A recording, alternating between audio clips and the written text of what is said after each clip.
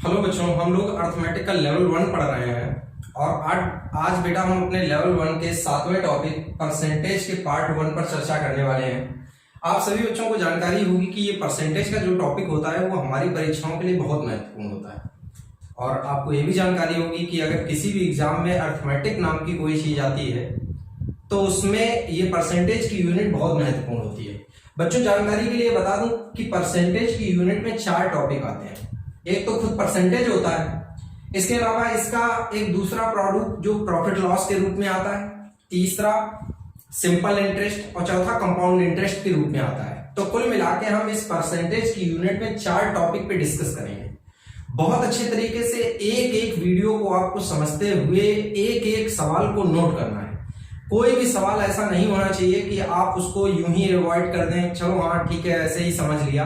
एक एक सवाल, एक एक कॉन्सेप्ट को अच्छे तरीके से नोट करिएगा। मेरी पूरी कोशिश रहेगी कि आपको हर चीज बहुत अच्छे तरीके से समझाऊं। तो बच्चों, अब मैं आपको कॉन्सेप्ट शुरू करता हूं। आप एक एक कॉन्सेप्ट को अच्छी तरीके से देखिएगा, ठीक है बच्चों? हाँ तो बच्चों, अब हम अपने टॉपिक का पहले तो बेसिक पार्ट शुरू करते हैं कि किस तरीके से हमें बेसिक समझना है। देखिएगा, चीजों को इजी बना के पढ़ना है, जबरदस्ती उसको कठिन नहीं बनाना है। यद्यपि आप किसी चीज को अपनी धारणा में कठिन रूप से समझ लेंगे तो वो फिर कठिन ही लगेगा आपको। आसान समझिएगा, बहुत आसानी से समझ में आएगा। सबसे पहले दो छोटे पॉइंट ये हैं कि किसी भी चीज से प्रतिशत को अलग करने के लिए, जैसे किसी चीज से प्रतिशत अलग करना है तो 100 का भाग देते हैं, और किसी चीज में प्रतिशत लगाने के लिए 100 का गुणा करते हैं। दो बातें मैंने समझाई। प्रतिशत हटाने के लिए 100 का भाग देते हैं और प्रतिशत बनाने के लिए 100 का गुणा करते हैं। एग्जाम्पल के लिए मैं आपको एक प्रश्न देता हूं। जैसे मैंने आपको पहली कंडीशन ये समझाई, मैंने कहा कि 400 का 30% ज्ञात करो। ठीक, 400 का 30% ज्ञात करो। अब अगर हमें 400 का 30% बनाना है तो तरीका समझ लीजिएगा। 400 गुणा 30/100। ठीक, आप इस तरीके से दोनों जीरो काट देंगे और आपका 4 तिया 12, 120 आया। ठीक, पहला बेसिक पॉइंट। दूसरा बेसिक पॉइंट, प्रतिशत में बदलना। जैसे मैं आपसे कहूं 2 टन 25 टन का कितना प्रतिशत है, मतलब आपको इसको प्रतिशत में बदलना है। तो 2 टन 25 टन का कितना प्रतिशत है? तो देखो किसकी तुलना हो रही है? 2 टन की। किससे तुलना हो रही है? 25 टन से। तो जिससे जिसकी तुलना होती, तो जिसकी तुलना हो ऊपर, जिससे तुलना हो नीचे, और गुणा 100 का गुणा करेंगे तो 25 चौका 100, 4 दूनी 8, ये आपका 8% बन गया। तो सबसे पहले तो 2 फैक्ट आपको समझ में आ जाने चाहिए बच्चों कि अगर किसी चीज से प्रतिशत हटाना है तो 100 बटे में आता है, और किसी को जैसे 2 टन को हमें प्रतिशत में बदलना था तो देखो मैंने किसका गुणा किया है? 100 का। तो दूसरा फैक्ट ये है कि प्रतिशत में बदलने के लिए 100 का गुणा होता है। अब बच्चों, एक और बात, अहम बात आप लोगों को बतानी है कि प्रतिशत का टॉपिक अगर आप बहुत अच्छे तरीके से तैयार करना चाहते हैं तो सबसे पहले बच्चों मैं आपको बोलूंगा कि आप ये सामने दिए गए जो मैंने नंबर्स दिए हैं परसेंट में बदल के, इन नंबर्स को जरूर तैयार कर लीजिएगा। ये आपके लिए बहुत ज्यादा हेल्पफुल होने वाले हैं। अब ये नंबर आपके लिए हेल्पफुल कैसे रहते हैं? जब बेटा आप इनको याद कर लेंगे, तो सवाल लगाने के वक्त में जब आप इनकी उपयोगिता बहुत अच्छे तरीके से समझ पाएंगे कि किस तरीके से हम इनका उपयोग करते हैं। एक बार मेरे साथ याद करने की आप सभी लोग कोशिश करेंगे। जैसे कि यहां पर लिखा है बच्चों, मेरे साथ ही आप रिपीट करेंगे, आप लोग भी वहां पर रिपीट करेंगे ताकि आपको अच्छी तरीके से याद हो जाए। जैसे आप बोलेंगे, जैसे कोई पूछे कि 1 की वैल्यू तो 100%, 1/2 50%, 1/3 33 सही 1/3%, 1/4 25%, 1/5 20%, 1/6 16 सही 2/3%, 1/7 14 सही 2/7%, 1/8 12 सही 1/2%, 1/9 11 सही 1/9%, 1/10 10%, 1/11 9 सही 1/11%, 1/12 8 सही 1/3%, 1/13 7 सही 9/13%, 1/14 7 सही 1/7%, 1/15 6 सही 2/3%, 1/16 6 सही 1/4%, 1/17 5 सही 15/17%, 1/18 5 सही 5/9%, 1/19 5 सही 5/19%, 1/20 5%। इस तरीके से आप कागज पे इस टेबल को लिखकर कम से कम 10 से 15 बार रिपीट करिएगा। अच्छा, याद करने में कोई बुराई नहीं है, याद करने में कोई बुराई नहीं है। अगर आप इस तरीके से याद कर रहे हो और कोई आपको डिमोटिवेट करने के लिए आपके सामने यह बोल सकता है कि ये बच्चों वाला तरीका है, तो आप एक्सेप्ट कर लीजिएगा, कह दीजिएगा हाँ सर ये बच्चों वाला तरीका है, लेकिन हमको यही अच्छा लगता है। ये याद करना आपके लिए अहम है। ये बच्चों का तरीका है कि बड़ों का तरीका, ये नहीं मायने रखता है। अगर ये याद हो जाएगा तो यही बच्चों वाला तरीका वे बड़े वाले सवालों को बड़े आसानी से सॉल्व करवा देगा। तो इसलिए आपको मैं बार बार इस बात के लिए जरूर बोलूंगा कि ये लिखी गई बोर्ड पर टेबल अच्छे तरीके से याद कर लीजिएगा। अब इस टेबल की और अगली उपयोगिता मैं आपको समझाता हूं कि अगली उपयोगिता इस टेबल की क्या है। जरा ध्यान दीजिएगा बच्चों, देखिएगा बहुत सी बातें इस टेबल के माध्यम से मैं आपको बताने वाला हूं ताकि आपको एक एक पॉइंट क्लियर हो जाए। जैसे बच्चों आप लोगों ने अगर इस टेबल को अच्छे तरीके से याद कर लिया तो देखो इससे और भी बहुत सारी हेल्प मिलेगी। जैसे बच्चों आपने यहां पर मान लीजिएगा, जैसे आपने 1/5 को याद कर लिया बच्चों की 1/5 होता है 20%। अब देखिएगा इससे कितनी हेल्प मिलती है। अगर आपने बच्चों 1/5 को याद कर लिया कि ये 20% होता है, अब मैं अगर आपसे पूछूं कि 2/5 क्या है तो तुरंत आप 40% बोलिए। कोई पूछे 3/5 क्या है तो आप 60% बोलिए। कोई पूछे 4/5 क्या है तो तुरंत आप 80% बोलिए। मतलब आप देखिएगा जो आपको परसेंट मैंने लर्न करा है उसी अकॉर्डिंग आपने इसको दुगुना तिगुना 4 गुना कर दिया। ठीक, अच्छा और एक बात समझाते हैं। जैसे कई लोगों के दिमाग में ये चल रहा होगा, चलो सर ये तो आपका सीधा नंबर था, आपने कर लिया। जैसे एक सीधे नंबर में और एग्जांपल लेते हैं। जैसे बच्चों 1/4 को मैं लिखता हूं 25% और अचानक मैं आपसे कह दूं कि बच्चों 3/4 बताओ तो तुरंत आप क्या बताएंगे 75%, क्योंकि ये इससे 3 गुना। ठीक है बच्चों, इसी तरीके से आप जैसे 1/10 को बच्चों आप बोलते हो 10% और मैं मान लो 7/10 पूछ दूं तो तुरंत कितना होगा 70%। ये डायरेक्ट बेस पे आप बता सकते हो। अब फ्रैक्शन वाली घटनाओं को आप कैसे बताओगे? देखो फ्रैक्शन वाली भी 2 तरीके की घटनाएं हैं। देखिएगा पहले तो आपने सीधे वाले नंबर समझ लीजिए। अब फ्रैक्शन वाले नंबरों को कैसे आप तैयार करेंगे जरा इनको भी अच्छे तरीके से समझिएगा।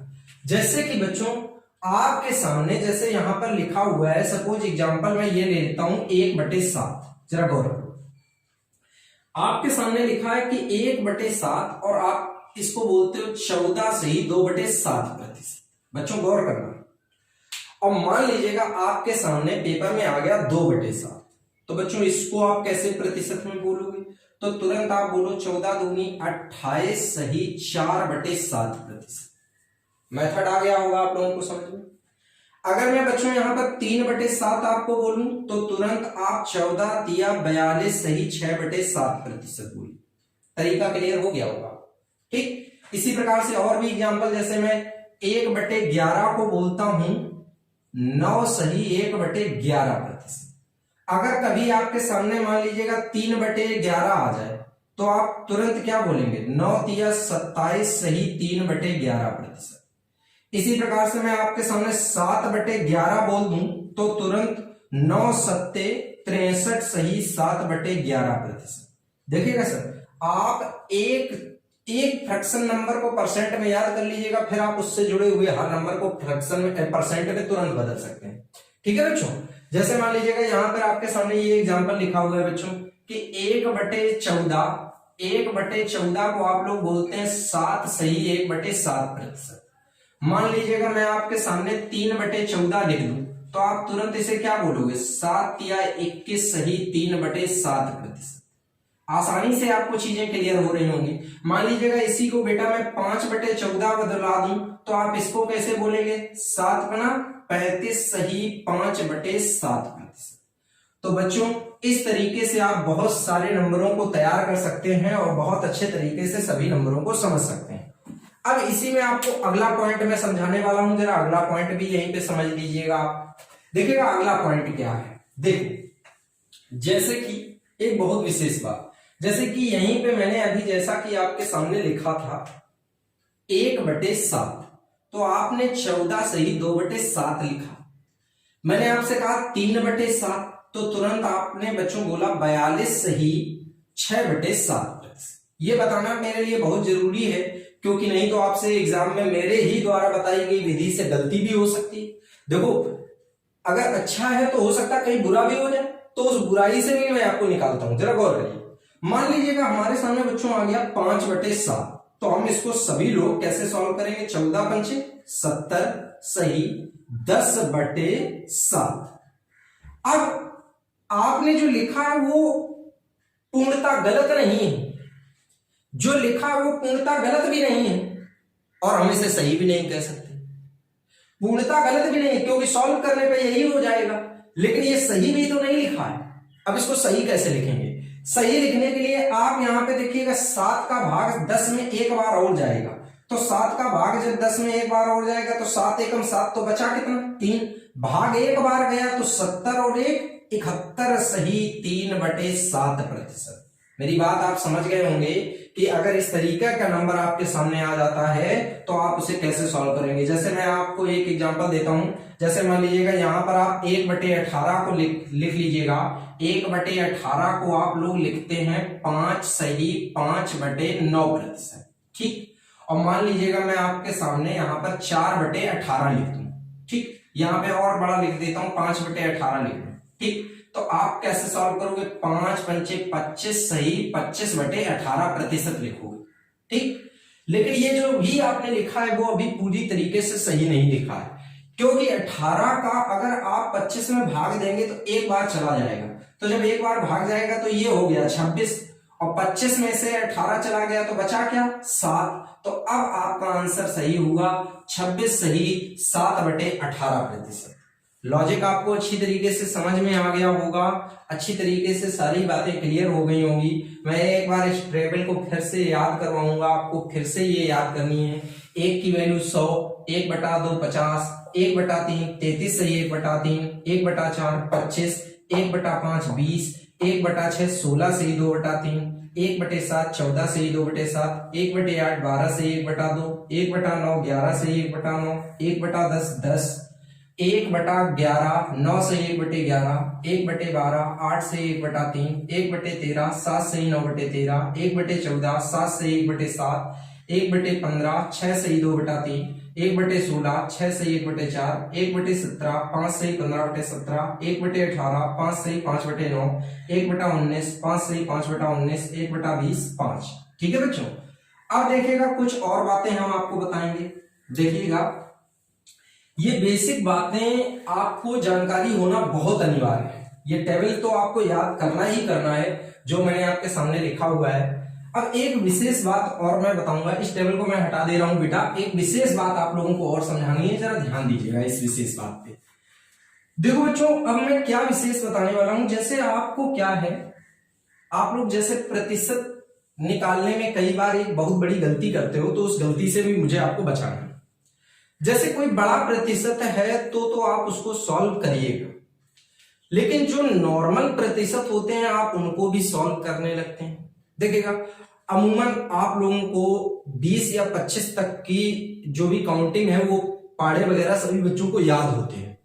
तो जितने भी लेवल तक आपको पहाड़ा याद हो, जितना भी आपको याद हो, उतने लेवल तक का प्रतिशत आप कभी सॉल्व करके नहीं निकालोगे, डायरेक्ट निकालोगे। जैसे सपोज मान लेता हूं थोड़ी देर के लिए मैं आपको सिर्फ एक नॉर्मल एक एवरेज स्टूडेंट के अकॉर्डिंग में मान लेता हूं कि आपको 20 तक ही पहाड़े याद है, केवल आपको मान लिया मैंने 20 तक आपको पहाड़े याद है। अब आपको अगर 20 तक पहाड़े याद है तो 20 तक के पहाड़े के अकॉर्डिंग आप देखिएगा कैसे प्रतिशत निकालोगे, जरा मैं आपको समझाता हूं, जरा ध्यान दीजिए। जैसे मैंने आपके सामने यहां पर एक नॉर्मल सा नंबर लिखा, 56 का 15% ज्ञात करो। 56 का 15% ज्ञात करो। अब कई लोग 56 का 15% भी निकालने के लिए 56 गुणा 15/100 लिख के इसको काटेंगे पीटेंगे, हो सकता है वो गलत भी कर ले। अब मैं आपको डायरेक्ट बताता हूं कि कैसे आप प्रतिशत लिखोगे। सबसे पहले तो आपको अपने दिमाग में बस एक बात याद रखनी है कि हमको 2 जीरो हटाने हैं। और एक बात सुन, और एक बात यहीं पे सुन, अगर 2 जीरो हटाने में मान लो एक जीरो हटा तो फिर एक अंक पे दशमलव आएगा। दोनों हट गए तो कोई बात नहीं, अगर एक ही जीरो हटा तो एक अंक पे दशमलव आएगा, और अगर मान लो एक भी जीरो नहीं हटा तो 2 अंक पे दशमलव आएगा। तो जरा गौर करो, जैसे ही आप 15 छक्का 90 करोगे, एक जीरो हटा 9 आ गया, ठीक। फिर 15 पना 75, और 75 और 9 को जैसे ही आप जोड़ेंगे तो 84 हो जाएगा। तो 84 को आप लिखेंगे 8.4। बच्चों 56 का 15% आपके सामने लिखा हुआ है 8.4। लॉजिक आपको क्लियर हो गया होगा कि किस तरीके से आप इसको सॉल्व करेंगे, कैसे आप इसको सॉल्व कर रहे हैं। मेरी बात को सही तरीके से समझिएगा ताकि आपको क्लियर हो जाए। और देखिएगा एग्जांपल हम आपको बताते हैं, आप लोग भी माइंड में कैलकुलेट करिएगा चीजों को। जैसे मान लीजिएगा मैं आपके सामने लिख दूं 324 का मान लीजिएगा मैंने यहां पे 13% लिखा, ठीक। सॉल्व नहीं करना है, गुणा भाग नहीं करना है। 13 चौको 52, 2 लिख लीजिए, 5 हासिल। 13 दूनी 26 और 5 31 का 1, 3 हासिल हो गया, ठीक। 13 तिया 39 और 3 42। बच्चों एक भी जीरो नहीं हटा, इसलिए आंसर आएगा 42.12। देखेगा आपने बिना किसी सॉल्विंग के तुरंत प्रतिशत बता दिया, ठीक है बच्चों। और गौर करिएगा, और मैं 2-4 एग्जांपल बताता हूं। जैसे मान लीजिएगा मैं आपको एक नॉर्मल नंबर दे देता हूं। जैसे मैंने मान लीजिएगा आपसे कहा यहां पर 15 का 86%। देखो बच्चों, मेरी हर बात को आप सही तरीके से समझेंगे तो आपको उतना ही मजा आएगा समझ में। अब लिखा उल्टा हुआ है, लिखा उल्टा हुआ है। अब जानकारी के लिए एक बात और आपको बता दूं, चाहे आप 15 का 86% निकालें, चाहे आप 86 का 15% निकालें, इन दोनों ही बातों में कोई फर्क नहीं है। मेरी बात को फिर से समझ लो, चाहे 15 का 86% निकालें, चाहे 86 का 15% निकालें, दोनों बातों में कोई फर्क नहीं है। तो आप उल्टा भी गुणा कर सकते हैं। आप गुणा करिएगा 15 छक्का 90, 90 आया तो एक जीरो कम हो गया, 9 बचा। और 15 अट्ठे 120 और 9 129, तो 129 में एक अंक पे दशमलव आएगा तो आंसर आएगा 12.9। लॉजिक क्लियर हो गया होगा कि अगर आप 15 का 86% लिखेंगे तो कितना निकलेगा, 12.9।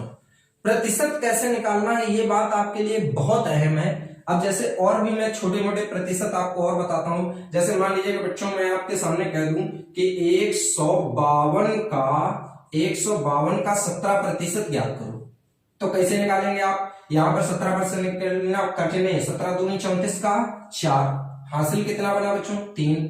17 अपना 85, 3 88 का कितना हो गया 8, हासिल कितना बना 8।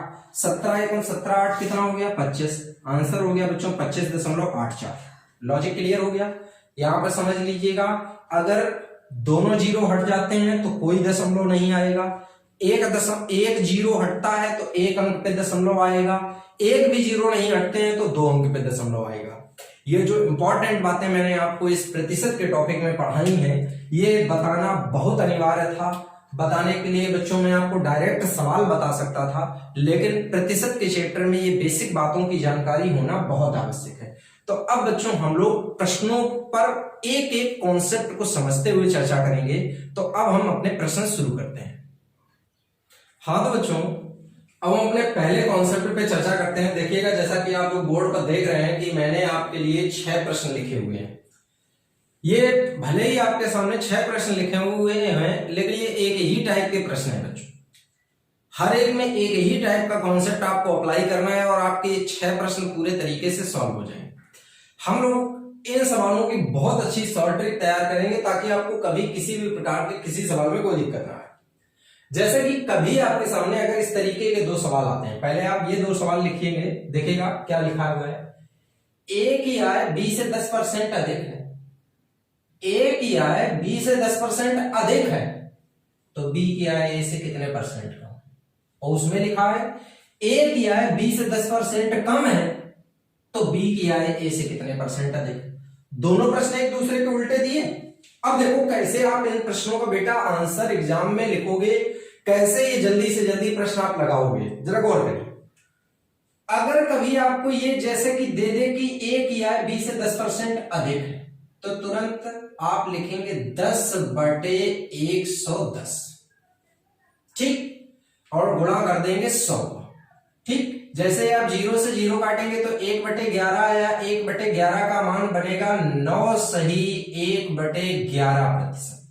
इसका मतलब बच्चों b की आय a से कितने परसेंट कम है? 9 सही 1/11% कम। कैसे आपको आंसर देना है, तरीका समझ में आया?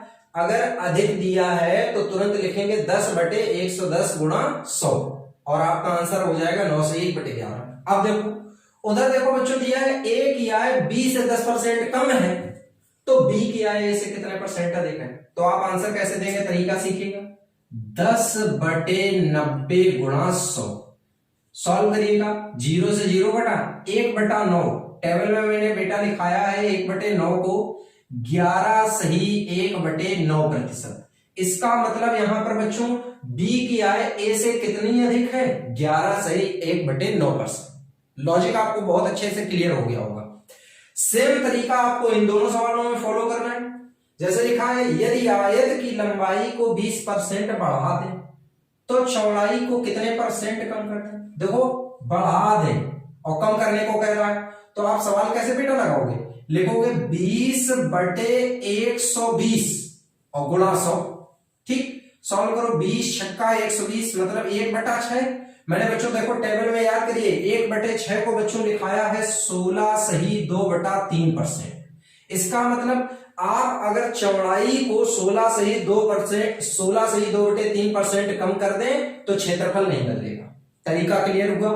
अब जरा इसे देखिएगा, आयत की लंबाई को 20% कम कर दें तो चौड़ाई को कितने परसेंट बढ़ा दें कि क्षेत्रफल ना बदले? बच्चों आपको मेथड अपने आप दिमाग में चल रहा होगा। कैसे बेटा? 20/80 गुणा 100, 20 एकम 20, 20 चौका 80, 1/4 को बच्चों लिखा जाता है 25%। इसका मतलब आप यहां पर चौड़ाई को 25% बढ़ा देंगे तो क्षेत्रफल नहीं बदलेगा। तरीका आपको बहुत अच्छे से क्लियर हो रहा होगा। देखिएगा इसी तरीके से हम अगले प्रश्न पे चर्चा करते हैं कि अगला प्रश्न क्या दिया गया है। देखिए ये सारे के सारे प्रश्न बिल्कुल सेम कॉन्सेप्ट पे हैं। बहुत अच्छे तरीके से आपको एक एक प्रश्न तैयार करना है, कहीं कोई डाउट नहीं होना चाहिए। देखते हैं अगले प्रश्न को। लिखा यदि दाल के मूल्य 25% बढ़ा दें तो खपत कितनी कम कर दें कि खर्च ना बढ़े? ठीक, अब यहां पर देखो, यहां पर 25% बढ़ा दें, कितनी कम कर दें, तो आप बढ़ाने के बोला है तो आप क्या लिखोगे? 25/125 और गुणा 100। जैसे ही आप 25 एकम 25, 25 पंचे 125, 1/5 आया। बच्चों आप 1/5 को क्या बोलोगे? 20%। इसका मतलब यहां पर बच्चों आप खपत कितनी कम करोगे? 20% कम करोगे तो आपका खर्च नहीं बदलेगा। ठीक है, अब इसी प्रकार से आप आखिरी प्रश्न देख लीजिएगा कि आखिरी प्रश्न आप कैसे करेंगे। बच्चों देखिएगा लिखा हुआ है कि चीनी के मूल्य 25% कम कर दें, चीनी का मूल्य 25% कम कर दें तो खपत में कितनी वृद्धि हो कि खर्च स्थिर रहे। ठीक, ऊपर कम किया है और यहां पे वृद्धि की बात करना है, तो कैसे बच्चों लिखोगे? 25/75 और गुणा 100। जैसे आप 25/75 को सॉल्व करोगे, 25 या 75 मतलब 1/3। और बच्चों मैंने आपको टेबल में लिखाया है इसका मान 33 सही 1/3%। इसका मतलब आपको यहां पे खपत में कितनी कमी करनी है? 33 सही 1/3% की कमी करनी है। मुझे उम्मीद है कि आपको ये मेरे द्वारा बताए गए सभी प्रश्न बहुत अच्छे तरीके से समझ में आ गए होंगे। देखो बच्चों फिर से मैं आपको एक बात बोलूंगा, जब जब मैंने देखो अधिक दिया, बढ़ा के दिया तो मैंने उसको 100 में जोड़कर लिखा है, और जब मैंने कम दिया है, यहां कम, यहां कम, यहां कम, तो मैंने उसको बच्चों उतना ही घटा के लिखा है। तो अगर आप इस तरीके से सवाल को सॉल्व करेंगे तो आपका कभी किसी सवाल में कोई गलती नहीं होगी। इन सभी सवालों को आप अच्छी तरीके से नोट कर लीजिएगा, समझ लीजिएगा, ये आपके एग्जाम के लिए बहुत महत्वपूर्ण है। इसी प्रकार से हम आपको एक एक टाइप बहुत अच्छे तरीके से बताएंगे, ठीक है बच्चों। हाँ तो बच्चों, अब मैं आपको अगले कॉन्सेप्ट से मिलाता हूं। जरा अगला कॉन्सेप्ट बहुत अच्छे तरीके से समझ लीजिएगा, बड़ा ही आसान कॉन्सेप्ट होता है। इस कॉन्सेप्ट को हल करने के लिए मैं आपको एक फार्मूले का उपयोग बताऊंगा। जानकारी के लिए ये फार्मूला मैं यहां पे लिख दे रहा हूं, a plus B plus A B upon 100, ठीक है। और इस फार्मूले में दो बातें विशेष याद रखनी है। अगर आप वृद्धि करेंगे तो प्लस का सिंबल, और अगर बच्चों आप कमी करेंगे तो माइनस का सिंबल इस्तेमाल करेंगे, ठीक। इन सभी प्रकार के सवालों को लगाने के लिए आपको इस कॉन्सेप्ट का इस्तेमाल करता है। अब जैसे फॉर एग्जांपल मैंने आपके सामने पहला सवाल जैसा कि लिखा हुआ है, मैंने लिखा है आयत की लंबाई को 20% बढ़ा दें, तो आप +20, चौड़ाई को 10% कम कर दें तो -10, और प्लस यहां पे एक चीज का याद रखना है, जब आप ए बी लिखेंगे तो प्लस माइनस का गुणा माइनस आएगा, माइनस का 200/100। देखो बच्चों, इससे 0 कट गए। अब माइनस का 2, माइनस का 10, माइनस का 12 हुआ और प्लस का 20 हुआ, तो आपका आया +8। तो ये बताइएगा आप क्षेत्रफल पर क्या प्रभाव डाल रहे हैं। आंसर आएगा 8% वृद्धि। तरीका आपको क्लियर हुआ। अब जरा इस सवाल को देखिएगा, करा आयत की लंबाई को 10% बढ़ा दें तथा चौड़ाई को 20 घटा दें, तो +10 -20, प्लस और माइनस का गुणा बच्चों माइनस होता है, तो माइनस का 200/100। सॉल्व करिएगा, इससे ये 0 कट गए। अब ये बच्चों देखो माइनस का 22 हो गया, और माइनस के 22 में से 10 गया तो माइनस का 12 आया। तो बच्चों यहां पे आंसर आएगा आपका 12% की कमी। तरीका आपको क्लियर हुआ। तो यहां पर क्षेत्रफल पे क्या प्रभाव पड़ा, 12% की क्या होगी, कमी होगी। बच्चों ये बात विशेष याद रखना कि अगर यहाँ प्लस यहाँ माइनस तो यहाँ माइनस आएगा। अच्छा खुद सोच लो, यहीं पे थोड़ा सा सोच लो सभी लोग कि अगर यहाँ पे भी माइनस होता तो माइनस माइनस का गुणा यहाँ पे क्या आता, प्लस, ठीक है। तो ये सारी बातें आपको विशेषता याद रखनी है। अब जैसे अगला सवाल क्या लिखा हुआ है, लिखा हुआ है बच्चों, बाजार में दाल की कीमत 25% बढ़ जाए और इसके बाद खपत 10% घटा दें तो घर के खर्च पर क्या प्रभाव पड़ा। तो सेम फार्मूले का उपयोग आप कर सकते हैं इस सवाल को लगाने में। दाल की कीमत 25% बढ़ी तो प्लस का 25, ठीक, और इसके बाद खपत 10% कम हुई तो माइनस का 10, ठीक। अब प्लस और माइनस है तो दोनों का गुणा माइनस में जाएगा, -250/100। देखो बच्चों इससे ये 0 घट गया। अब देखिएगा 25 और ये देखो 2.5 बनेगा और ये 10, तो 2.10 कितना हो गया, 12.5। तो जब इसमें आप 25 में 12.5 घटाएंगे तो आएगा 12.5, और वो भी काहे में, प्लस में। तो तुरंत इसका आंसर आप लोग देंगे 12.5%, और यहां पर आपका प्लस में है इसलिए आप क्या बोलेंगे, वृद्धि। यहां पर आपके खर्च में 12.5% की क्या हो जाएगी, वृद्धि हो जाएगी।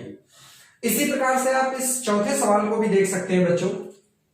लिखा है सर्कस में टिकट की कीमत 20% कम हो गई जिससे दर्शक 30% बढ़ गए।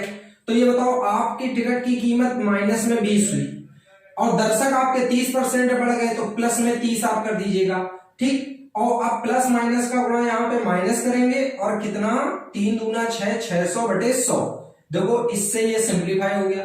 अब देखो बच्चों ये माइनस का 6, ये माइनस का 20, -26 और +30, तो प्लस में आया बच्चों 4। यहां पर आपका आंसर आएगा 4% की वृद्धि। इसका मतलब सर्कस की आमदनी 4% क्या हो जाएगी, बढ़ जाएगी। तो इस प्रकार के सवालों को आप कैसे सॉल्व करोगे, आपको एक एक पॉइंट अच्छी तरीके से क्लियर हो गया होगा। सभी सवालों को बहुत अच्छे तरीके से समझिएगा और नोट कर लीजिएगा, कहीं कोई डाउट नहीं होना चाहिए। मुझे उम्मीद है कि आपको सारे सवाल बहुत अच्छी तरीके से समझ में आ गए होंगे। विशेषता ये कॉन्सेप्ट। अब मैं आपको इसी कॉन्सेप्ट से आगे भी कुछ सवाल बताता हूं, आगे के प्रश्नों को ध्यान दीजिएगा, ठीक है बच्चों। हाँ तो बच्चों अब हम अगले 4 प्रश्नों को और अच्छे तरीके से समझ लेते हैं, क्योंकि ये भी प्रश्न आपके एग्जाम के बहुत महत्वपूर्ण हिस्सा वाले प्रश्न हैं। इनको भी समझिएगा बहुत अच्छे तरीके से। देखिएगा बच्चों, इसमें आपको कह रहा है कि वर्ग की भुजा को 20% बढ़ा दें तो क्षेत्रफल कितना बढ़ेगा, वर्ग की भुजा को 10% घटा दें तो क्षेत्रफल कितना घटेगा, वृत्त की त्रिज्या को 10% बढ़ा दें तो क्षेत्रफल कितना बढ़ेगा, वृत्त की त्रिज्या को 20% घटा दें तो क्षेत्रफल कितना घटेगा। ठीक, अब इन सवालों में एक बात बहुत विशेष है। अब वो विशेष बात समझ लीजिएगा। ये सवाल भी आपके पिछले फार्मूले से ही लगेंगे, लेकिन बच्चों को ये बात का कंफ्यूजन होगा कि ये पिछले फार्मूले से लगेंगे कैसे। तो जानकारी के लिए बता दूं कि जैसे आप वहां पर देख रहे थे कि लंबाई चौड़ाई 2 पक्ष होते थे, यहां पे विशेष बात ये होती है कि वर्ग में जो लंबाई होती है वो भी भुजा होती है और जो चौड़ाई होती है वो भी भुजा होती है। इसीलिए वर्ग का क्षेत्रफल भुजा इंटू भुजा होता है, भुजा स्क्वायर। यहाँ पे भी भुजा स्क्वायर। आप यहाँ पे भी आप वृत्त में देखिएगा, वृत्त का क्षेत्रफल आप लोग लिखते हैं पाई आर स्क्वायर, मतलब आर इंटू आर। यहाँ पे भी pi r square, r into r. तो मतलब 2 बार आपको कोई भी प्रतिक्रिया करनी है। तो जैसे कि फॉर एग्जांपल यहां लिखा हुआ है कि वर्ग की भुजा को 20% बढ़ा दें, तो आप अपनी मर्जी से बढ़ाने की बात कर रहा है तो +20 प्लस 400/100, 0 से 0 सिंप्लीफाई हो गए, 20 + 20 40 और 4 44। तो बच्चों यहां पर आंसर आएगा 44% की क्या वृद्धि। इसी प्रकार से यहां पर देखिएगा बच्चों कैसे लिखेंगे, 10 घटाने की बात कर रहा है तो -10। अब माइनस माइनस का गुणा क्या हो गया, प्लस, और 100/100, तो 100 एकम 100 होता है। तो -10 -20, और -20 में 1 जाएगा तो माइनस का 19 आया। तो बच्चों आप यहां पर आंसर देंगे 19% की बच्चों यहां पर क्या होगी, कमी होगी। इसी तरीके से आप इन दोनों सवालों को भी बच्चों लगा सकते हैं।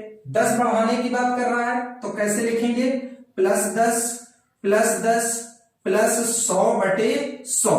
सॉल्व करिए, 100 एकम 100, तो 10 10 20 और 1 21। यहां पे बच्चों आपका 21% की क्या होगी, वृद्धि होगी। इसी प्रकार से यहां पर देखिएगा बच्चों, -20 और माइनस माइनस का गुणा बच्चों क्या होगा, प्लस 400/100।